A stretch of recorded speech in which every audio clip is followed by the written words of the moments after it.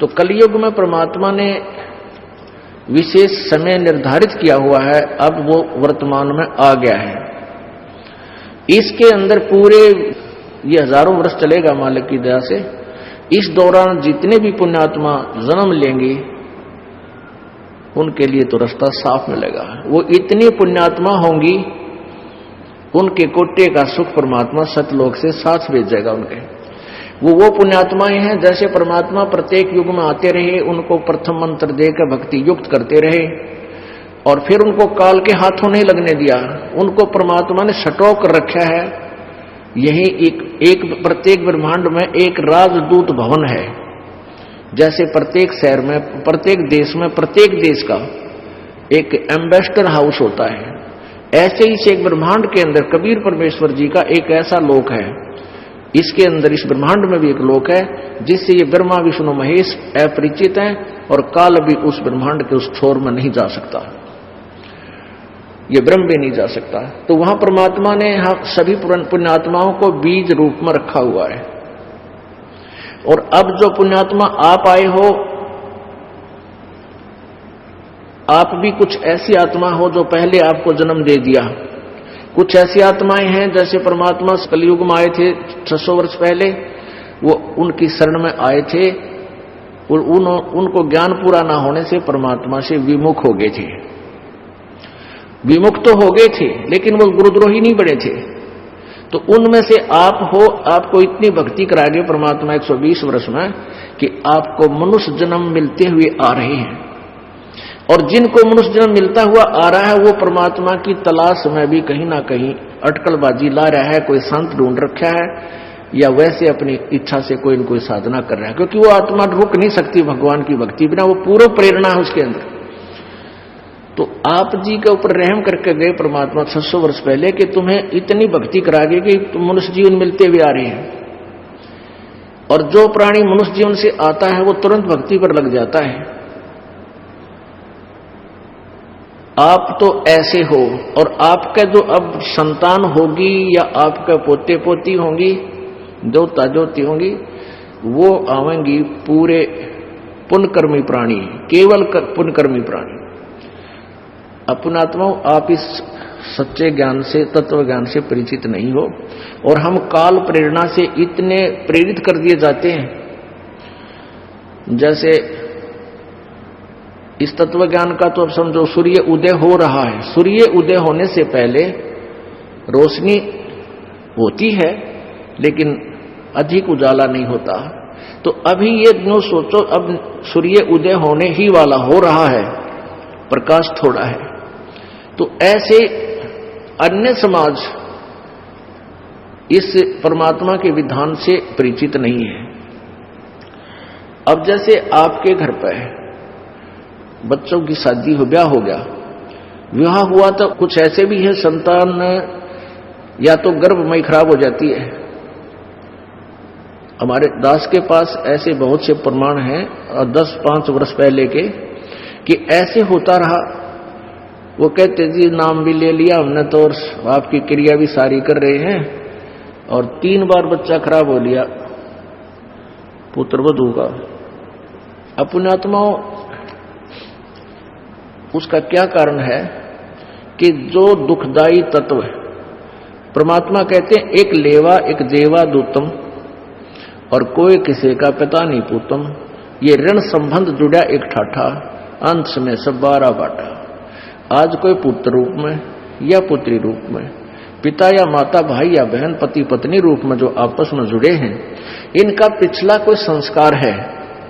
और वो संस्कार ऐसा है जैसे एक बेटा खूब कमाई करता है, धन कमाता है और पिताजी शराब पीता है, जुआ खेले और शर्म के मारे पिता को वो कह कुछ नहीं सकता। तो वो पिता का पिछले जन्म में कुछ खा रहा था वो बेटा और वो पूरा करके हटेगा। वो बाप जब मर रहेगा जब उसके सारे पूरे हो लेंगे। और एक ही सा बाप है कि बाप कमावे है, बेटा सारा खर्चा और खराब बर्बाद कर रहा है। तो वो कभी वो उस बाप ने उस बेटे का ले रखा था, अब वो पूरा करके पीछा छोड़ देगा और टेंशन दे जा रही। अब ये जो कथाएं है ना, दंत कथाएं लगती थी हमने, वो दंत कथाएं नहीं थी। वो सच्चाई है। जैसे एक व्यक्ति का एक पुत्र हुआ, उसकी पत्नी मर गई, फिर दूसरी शादी कराई, उससे एक पुत्र और हुआ, वह पत्नी भी मर गई और वो स्वयं भी मृत्यु को प्राप्त हुआ। वो दो भाई थे, एक अलग माता का, एक दूसरी माता का, और थे एक ही पिता के। तो बड़े वाले की शादी होगी, ब्याह हो गया, और छोटे वाला बीमार हो गया। छोटे वाला बीमार हो गया तो उसके लिए बहुत पैसे वैसे लगाने चाहे उन्होंने, तो दवाई असर कम कर रही थी। तो उन्होंने फिर, ऐसा ही होता है, दुर्बुद्धि जीव होते हैं, संपत्ति अच्छी थी, पति पत्नी के मन में दोष आ गया कि अब इतना खर्चा किस लिए करें, इसका ऊपर मरण दे इसने। फिर सलाह बन गई कि क्यों ना इसको, ये काफी दिनों से बीमार है, इसको खत्म ही करवा दें। एक डॉक्टर के पास गए, वैद्य के पास, उससे सारी कहानी अपनी योजना से परिचित करवाया। उस वैद्य ने भी देख ली सर्कमस्टांसिस, कोई इसका वाली वारस है नहीं, ये दो ही जने हैं और ये इसको मरवाना चाहता बड़ा भाई। उसने कहा 500 रुपये लूंगा और उसको विष दे दूंगा दवाई के अंदर, ये घंटे भीतर मर जाएगा। राजी हो गए, 500 रुपये दे दिए। वो लड़का दवाई दे दी, मृत्यु को प्राप्त हुआ, विष दे दिया। तो सभी और अड़ोसी पड़ोसियों को पता ही था भी बीमार है, मृत्यु होगी, सवा कर दिया, संस्कार कर दिया। अब कुछ ही दिनों में, 1 साल 1 वर्ष के बाद उनका संतान होगी, पुत्र प्राप्त हुआ। अब सारी संपत्ति के मालिक, इकलौता पुत्र, और कोई संतान हुई नहीं।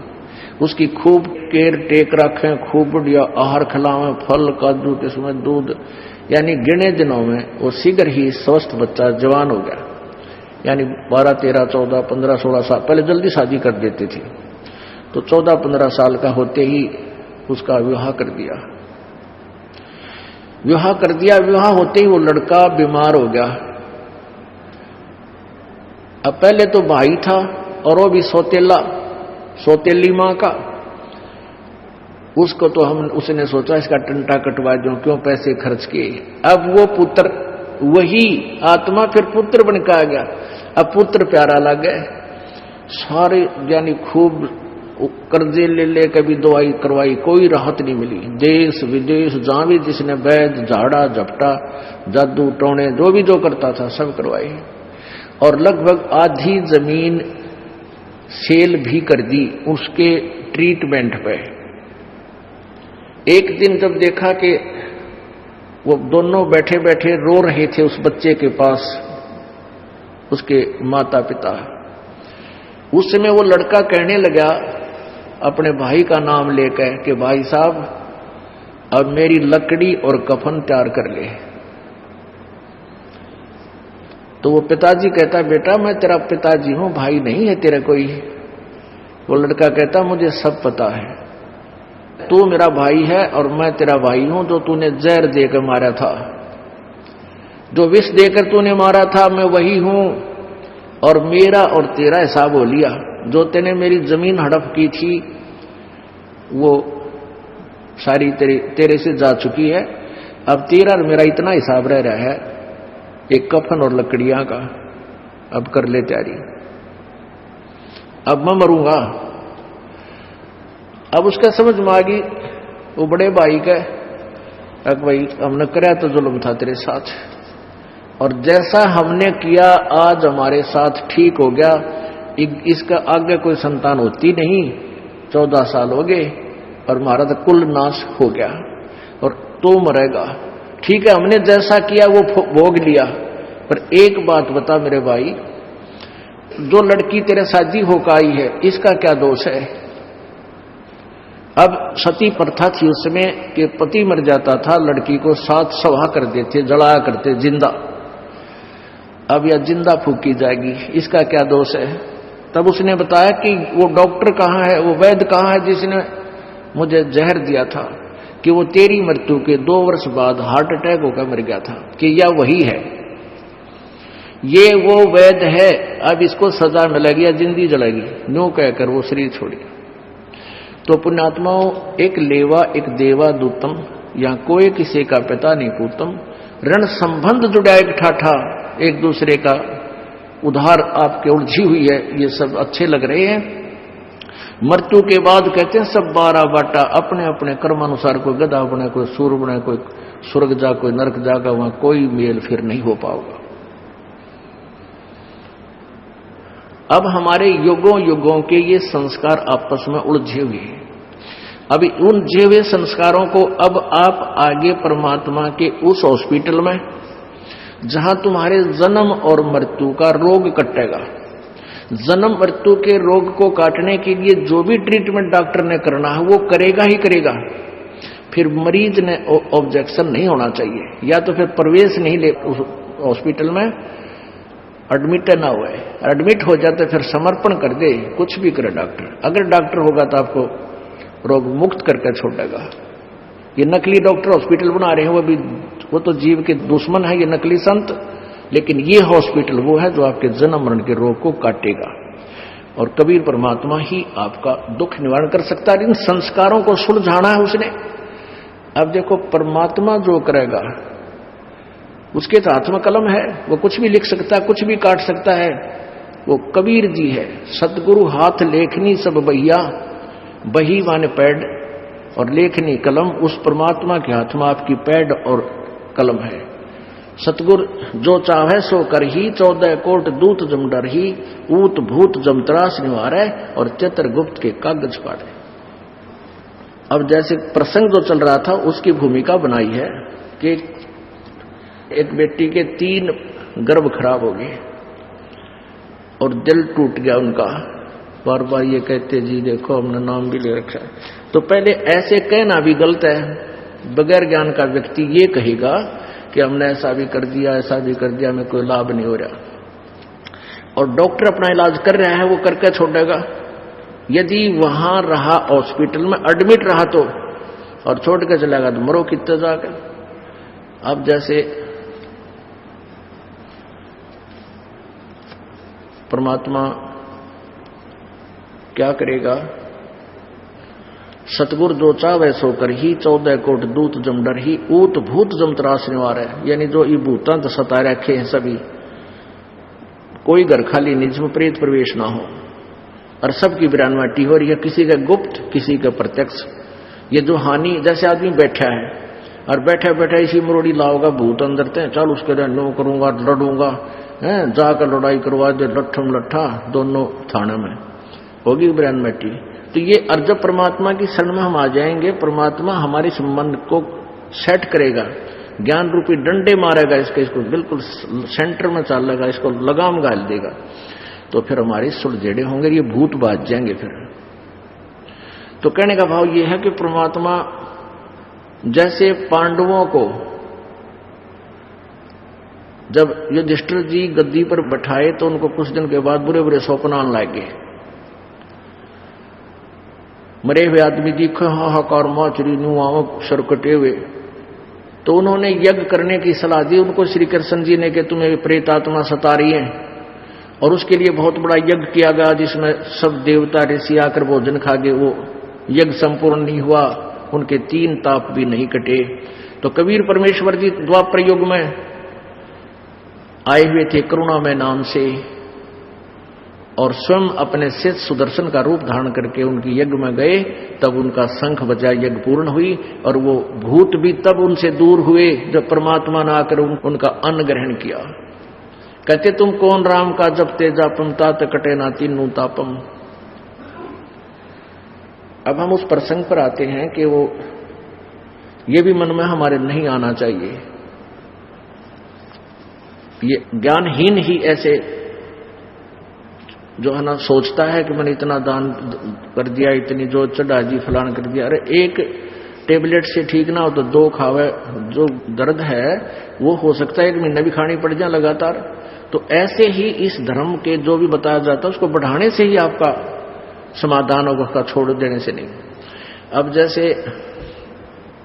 इस हॉस्पिटल ने छोड़ जाओगे तो फिर आप कितने दुख पाओ, कोई दिक्कत नहीं। और हॉस्पिटल ना छोड़ियो, यानी यहां से हटियो मत, फिर देखना कुछ दिनों में क्या क्या सुख देगा। परमात्मा कहते हैं द्वार धनी के पड़ा रहे और धक्के धनी के खावे, और 100 काल झकझोली पर द्वार छोड़ नहीं जावे। यहां से कितना तुमने झटके लग गए, नदी खाए, दो नुकसान हो गया, नहीं, वो नुकसान बहुत भयंकर होना हो और थोड़े में बच रहा है, ये सचकर मान लेना।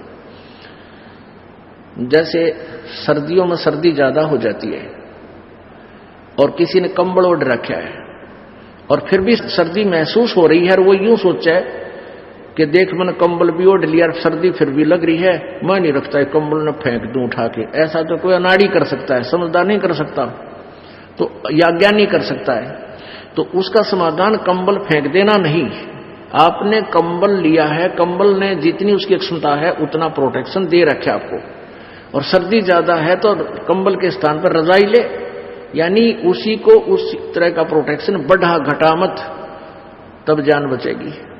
तो ऐसे ही कर्म रूपी पाप कर्मों की सर्दी आपकी ज्यादा है, और 1-2 जैसे धर्म कर्म आपको बताए जाते हैं क्रियाएं, इनसे लाभ नहीं होता, तो उसको छोड़ने से नहीं, उसी में वृद्धि करने से बात बढ़ेगी। तो जैसे ये प्रसंग चल रहा है कि उस बहन के 3 गर्भ खराब हो गए, पर उनका सौभाग्य था कि वो कहीं और गई को ना, क्योंकि वो पहले से नाम ले रखे थे और परमात्मा ने पहले उनको कई सुख दे रखे थे। तो फिर उनको समझा बुझा के, क्योंकि पहले इतने थोड़ी संगत थी और बकाने वाले घने हुआ करते, फिर भी उनका सौभाग्य था वो टिके रहे।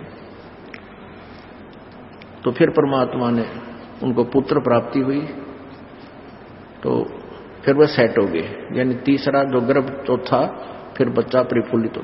कहने का भाव यह है कि वो जो बच्चे थे वो मनमाने कोई से दुखदायी तत्व हो पिछले जन्म के आपके, बड़े होकर को डाक के मारे, को चोरी करे, को बहू न सता दे, आप लड़का मर जा सारे जेल में, मैंने इस प्रकार का कोई दुखदायी तत्व था, तो परमात्मा ने उसका पहले ही फैसला आपका कर दिया, क्योंकि आपको परमात्मा ने अपना मान लिया, और अपना के साथ फिर वो किसी तरह ट्रीटमेंट करे, कितना ही उसको किसी तरह रखे, उसको सुख ही देगा, दुख